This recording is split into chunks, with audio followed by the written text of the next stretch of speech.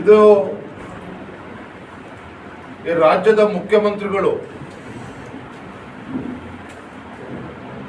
ರೈತರ ಬಗ್ಗೆ ಕಾಳಜಿ ಇರದೇನೆ ರಿಯಲ್ ಎಸ್ಟೇಟ್ ಬಗ್ಗೆ ಕಾಳಜಿನ ತೋರ್ತಾ ಇರ್ತಕ್ಕಂಥ ರಾಜ್ಯದ ಮುಖ್ಯಮಂತ್ರಿಗಳು ಡಿ.ಕೆ. ಶಿವಕುಮಾರ್ ಅವರು ಏನಿದ್ದಾರೆ, ಇವರ ಧೋರಣೆಯ ಪರಿಣಾಮವಾಗಿ ಇವತ್ತು ಅಧಿಕಾರಿಗಳು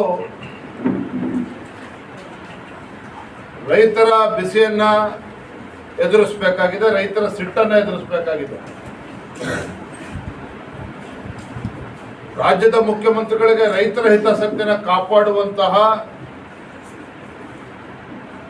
ಒಂದು ಮೊದಲ ಆದ್ಯತೆ ಅವ್ರದ್ದು ಆಗಬೇಕಾಗಿತ್ತು. ರೈತರ ಹಿತಾಸಕ್ತಿಯನ್ನು ಬದಿಗಿಟ್ಟು ರಿಯಲ್ ಎಸ್ಟೇಟ್ ಇಂದ ಹೋಗ್ತಾ ಇರುವಂತಹ ಪರಿಣಾಮವಾಗಿ ಇವತ್ತು ರೈತರು ಬೀದಿಗಿಳಿದು ಹೋರಾಟ ಮಾಡುವಂತ ಸನ್ನಿವೇಶ ಬಿಡದಿನಲ್ಲಿ ಇವತ್ತು ನಿರ್ಮಾಣ ಆಗಿದೆ. ನಾನು ಬೀದರ್ನಲ್ಲೂ ಕೂಡ ಮಾತನಾಡ್ತಾ ಹೇಳ್ತಾ ಇದ್ದೆ, ನೂತನವಾಗಿ ಪ್ರಮಾಣ ವಚನ ಸ್ವೀಕಾರ ಮಾಡಿರುವಂತಹ ಮಾನ್ಯ ಮುಖ್ಯಮಂತ್ರಿಗಳು ಈ ಕಾಂಗ್ರೆಸ್ ಸರ್ಕಾರದ ಅವಧಿಯಲ್ಲಿ ಹಿಂದಿನ 3 ವರ್ಷಗಳ ಕಾಲ ಉತ್ತರ ಕರ್ನಾಟಕದ ಬಗ್ಗೆ ತಲೆ ಕೆಡಿಸ್ಕೊಳ್ಳೋಕೆ ಸಾಧ್ಯ ಆಗಲಿಲ್ಲ. ಹಿಂದಿನ ಮುಖ್ಯಮಂತ್ರಿಗಳಿಗೆ ಉತ್ತರ ಕರ್ನಾಟಕದ ಅಭಿವೃದ್ಧಿಯ ಬಗ್ಗೆ ಚಿಂತನೆ ಮಾಡಲಿಲ್ಲ, ಕಲ್ಯಾಣ ಕರ್ನಾಟಕದ ಅಭಿವೃದ್ಧಿ ಬಗ್ಗೆ ಚಿಂತನೆ ಮಾಡಲಿಲ್ಲ. ಬೆಂಗಳೂರು ಅಭಿವೃದ್ಧಿ ಆದರೆ ಇಡೀ ಕರ್ನಾಟಕ ರಾಜ್ಯ ಅಭಿವೃದ್ಧಿ ಅನ್ನೋ ಭಾವನೆ ಕಾಣ್ತಾ ಇತ್ತು. ಈಗ ಇರ್ತಕ್ಕಂಥ ಮುಖ್ಯಮಂತ್ರಿಗಳ ಧೋರಣೆನೂ ಕೂಡ ಅದೇ ಆಗಿರುವಂಥದ್ದು. ಬಿಡದಿ ಟೌನ್ಶಿಪ್ ಬಗ್ಗೆ ತೋರ್ತಾ ಇರ್ತಕ್ಕಂಥ ಆತುರ, ಬೆಂಗಳೂರಿನ 2ನೇ ಏರ್ಪೋರ್ಟ್ ಬಗ್ಗೆ ತಲೆ ಕೆಡಿಸ್ಕೊಳ್ತಾ ಇರ್ತಕ್ಕಂಥ ಆತುರ ನೋಡಿದ್ರೆ ಇವ್ರ ಹಣೆ ಬರೋನು ಇಷ್ಟೇ ಅಂತಕ್ಕಂಥದ್ದು ಸ್ಪಷ್ಟವಾಗಿ ಗೊತ್ತಾಗ್ತಾ ಇದೆ. ನಾನು ಗೌರವಾನ್ವಿತ ಮುಖ್ಯಮಂತ್ರಿಗಳಲ್ಲಿ ತಮ್ಮ ಮುಖೇನ ನಾನು ಆಗ್ರಹ ಮಾಡ್ತೇನೆ. ಹಿಂದಿನೂ ಕೂಡ ಮಾತನ್ನ ಹೇಳಿದ್ದೆ, 2 ವರ್ಷದ ಕೆಳಗೆ, ಇವತ್ತು ಕೂಡ ಅನಿವಾರ್ಯವಾಗಿ ಮಾತನ್ನ ಹೇಳ್ತಾ ಇದ್ದೇನೆ, ತಾವು ಈ ರಾಜ್ಯದ ಮುಖ್ಯಮಂತ್ರಿಗಳು ಅನ್ನೋದನ್ನ ಮರಿಬಾರದು. ಅಭಿವೃದ್ಧಿ ಕೇವಲ ಬೆಂಗಳೂರಿಗೆ ಸೀಮಿತ ಆಗದೇನೆ ರಾಜ್ಯದ ಅಭಿವೃದ್ಧಿ ಬಗ್ಗೆ ತಲೆ ಕೆಡಿಸ್ಕೊಳ್ಬೇಕು. ವಿಶೇಷವಾಗಿ ಕಲ್ಯಾಣ ಕರ್ನಾಟಕದ ಬಗ್ಗೆ,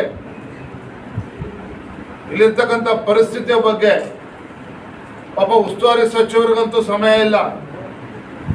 ಪ್ರಿಯಾಂಕಾ ಖರ್ಗೆ ಅವರಿಗೆ KDP ಸಭೆ ಮಾಡೋದಕ್ಕೂ ಸಮಯ ಇಲ್ಲ. ಅವರ ಕ್ಷೇತ್ರದಲ್ಲಿ ಫುಡ್ ಪಾಯ್ಸನ್ ಇಂದ ಆಗಿ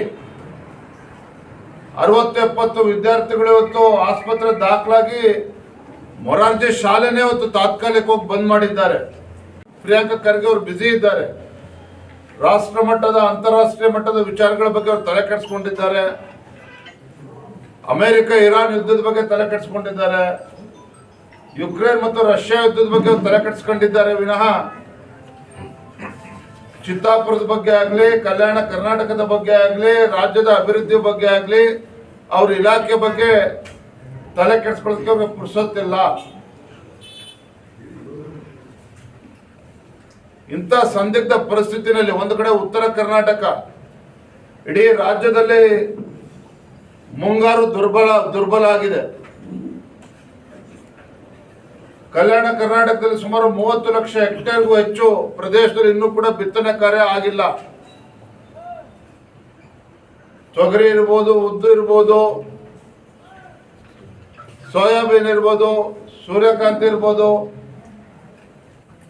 ಕೇವಲ 15% 20% ಅಷ್ಟು ಮಾತ್ರ ಬಿತ್ತನೆ ಆಗಿರುವಂಥದ್ದು. ನೋಡಿ, ದುರಾದೃಷ್ಟ ಅಂತ ಹೇಳಿದ್ರೆ ಕೃಷಿ ಸಚಿವರು ಕೂಡ ಇವತ್ತಿಲ್ಲ. ಮುಖ್ಯಮಂತ್ರಿಗಳು ಪ್ರಮಾಣ ಸ್ವೀಕಾರ ಮಾಡಿ ಇಷ್ಟು ತಿಂಗಳುಗಳಾದರೂ ಸಹ